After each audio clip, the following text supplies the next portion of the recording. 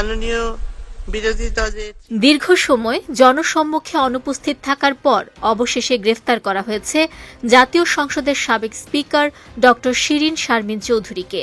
ভোরে রাজধানীর ধানমন্ডিতে তার চাচাতো ভাইয়ের বাসা থেকে তাকে গ্রেফতার করে ডিবি পুলিশ।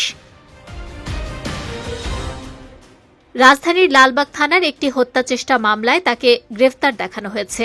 এই মামলার বাদী আশরাফুল, যেখানে শিরিন শারমিন চৌধুরীকে ৩ নম্বর আসামি হিসেবে অন্তর্ভুক্ত করা হয়েছে।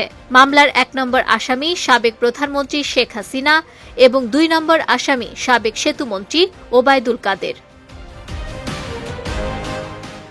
শেখ হাসিনা সরকারের পতনের পর ২০২৪ সালের ৫ আগস্ট থেকেই তিনি আড়ালে চলে যান।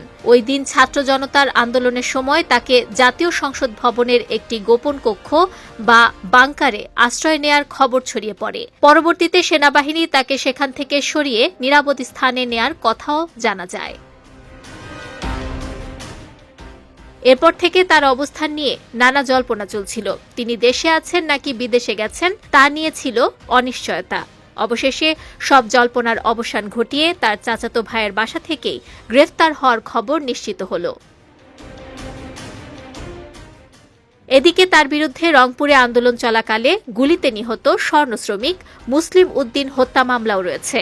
২০২৪ সালের ২৭ আগস্ট দায়ের হওয়া ওই মামলায় তাকে অন্যতম প্রধান আসামি করা হয়। অভিযোগ অনুযায়ী আন্দোলনের সময় সংঘর্ষে এলো পাতারি গুলিতে ওই ব্যক্তি নিহত হন।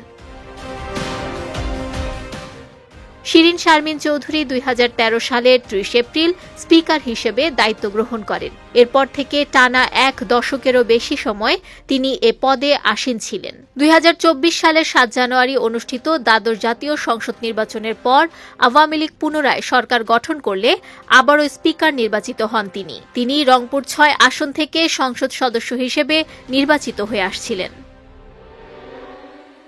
বিজয় টিভি নিউজ ডেস্ক।